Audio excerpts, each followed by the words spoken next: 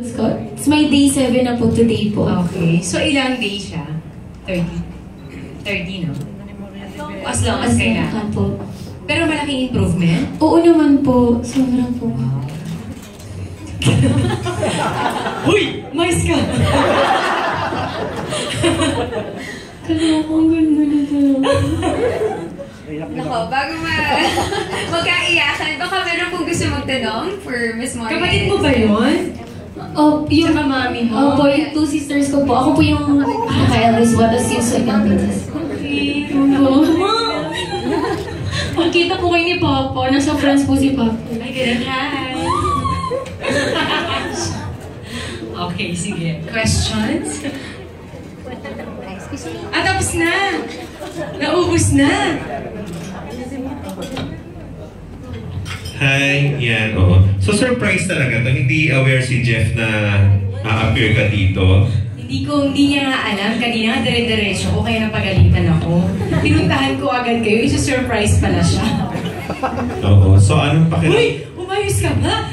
Oo. Yan, anong magiging connect mo dun sa, dun sa serye na ito? Yung Tigyawat serye. Tigyawat serye na ito ni Jeff. Anong bali, magme-mentor ka ba dito? Tutulungan mo ba siyang gumanda? Anong magiging role mo? Siyempre bilang ako ang ambassador ng Maxipin, nandito ako para siyempre tulungan siya, bigyan siya ng inspirasyon na lahat ng babae ay may pag-asa, especially kapag gumagamit sila ng Maxipin.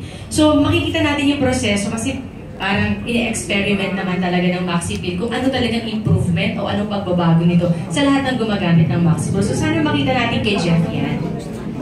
Sabi niya, amen, amen.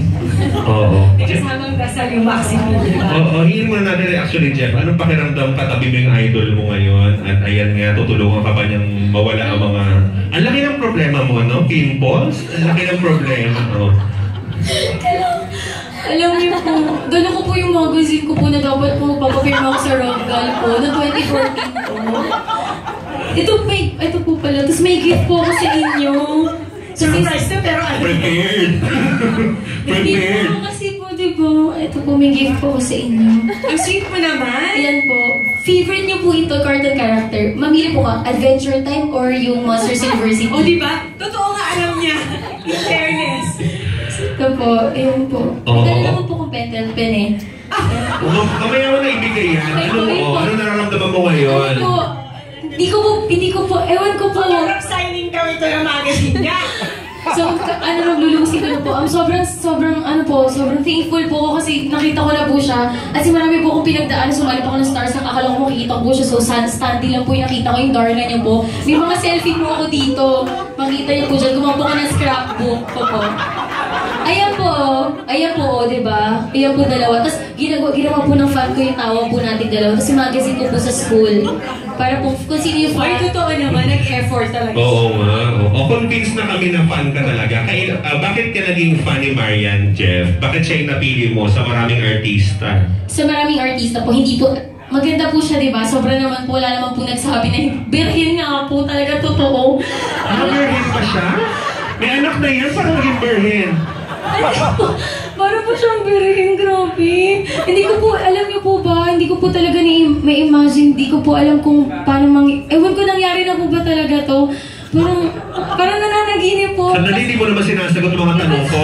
Bakit nga siya yung naging idol Siya mo? po yung naging idol ko, hindi po dahil maganda siya. Sinabi ko na po kanina dahil isa siyang magaling na artista. Magaling po kasi siya sa buhay. Magaling po siya humawak ng pera na every teleserye na ginagawa niya, every show, may goal Baka po naman siya. kahit saan ako nakatira, alam mo na din. Di ba po gumawa? Stopper pala ang pera. Nagpagawa po kayo ng apartment sa Cavite.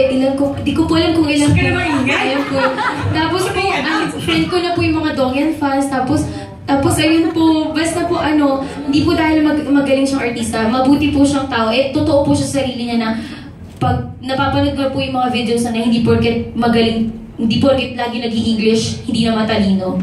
Hindi po dahil doon. Naniniwala po ako doon na kahit po mass communication student ako, hindi po doon talaga nababasa yung talino ng tao kung paano po magiging O, may totoo exercise ka na, ha?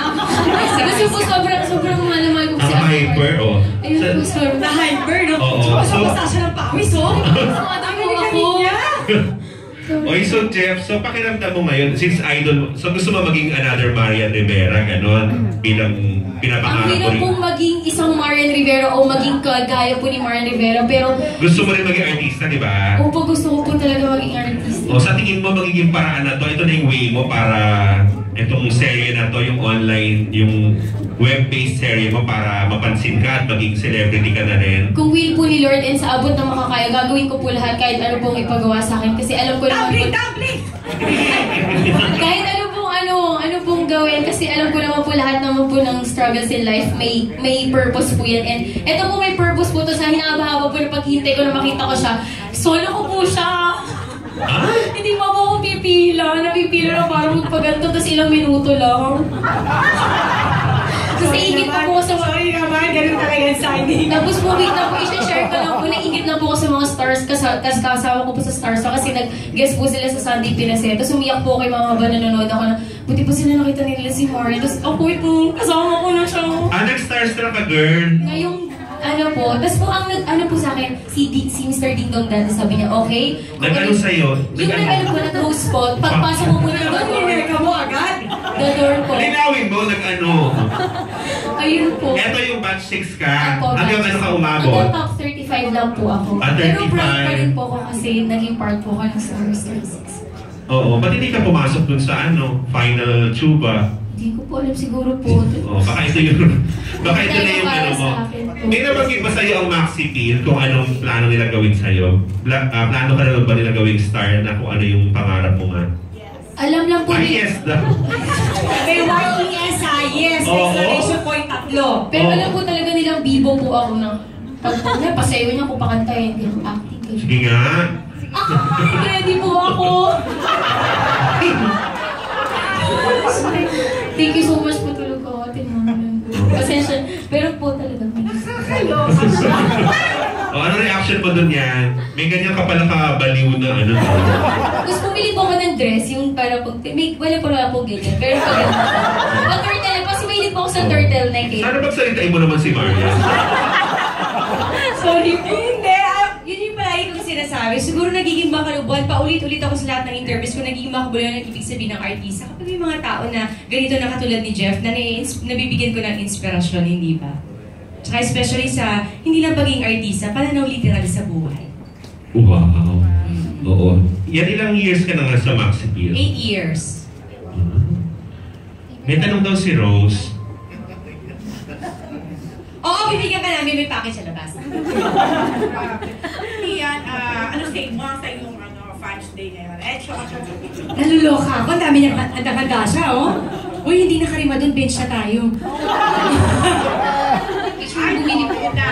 Yun na, speaking of endorsement, parang ang bongga ng pagbabalik mo, parang sunod-sunod yung mga endorsement mo, ano, ang tama ba? So, anong sasabi mo doon?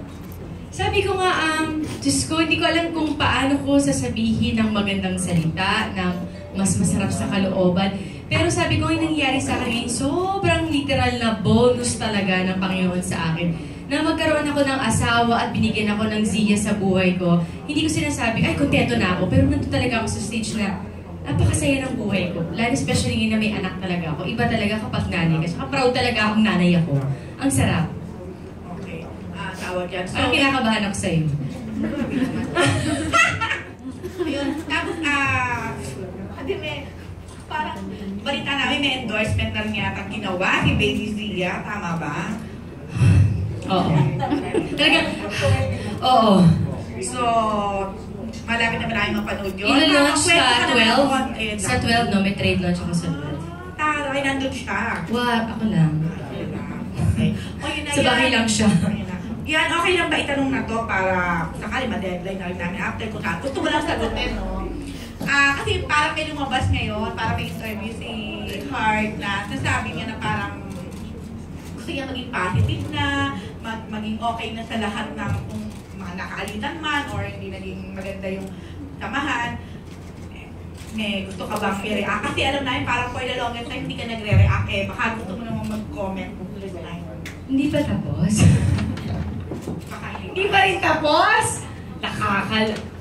Actually, nakakaloka. Tama ka dyan, Ate Rose. Wala talaga, hindi talaga ako nagko-komento tungkol sa mga ganyang bagay. Pero ang pagkakaalam ko kasi, paano ko sabihin, kailan ba yung Dolphy Special? Ang tagal na, di ba? Parang 2 years ago. lumapit na siya sa akin eh. Diba yung fact na lumapit na siya sa akin, pinatawad ko na siya. So wala nang dahilan para sa mga issues na yan. Kaya nagtataka ako, bakit pa ulit-ulit na nabubuhay. Tapos testigo din si Ateng Grams na nagpabatian naman kami na okay kami, na civil kami. Kaya nagtataka ako saan ang gagaling, bakit ganun yung mga sinasabi. So alam mo yun, parang ang dami na nangyari maganda sa buhay ko. Tama na talaga, literal. Tama na. Tama yan. Wala talaga kayo narinig sa akin. Kahit isa sa inyo, wala talaga kayo narinig sa akin. Kahit na aaminin kong may nakapagsabi sa akin at nasaktan ako sa sinabi niya na very bad daw ang mga fans ko. Doon nasaktan talaga ako. Pero still, hindi pa rin ako nag-react noon. Siguro ganito na lang. Siguro sana yung mga sinasabi niyang salita, tumutugma sa mga kinikilos niya. Ako naman tao lang, kapag sincere sa akin ng isang tao, bakit hindi? Sino bang gusto may kaaway? Siyempre, lang ngayon na may anak ako, gusto ko bawat yugto ng buhay niya, i-positive talaga din ang anak ko. At nakikita niya sa aming mga magulang na magandang ehemplo kami para sa kanya. Diba? Very well said. Thank you so much. I'm contestant number 8. Ilang 8 years ako dito. Yan. May bago kang, briefly pwede na rin mas, sa amin, share yung bago mo, malapit mo ng talk show. So, anong format nito, lifestyle? And we're expecting na baka si Jeff,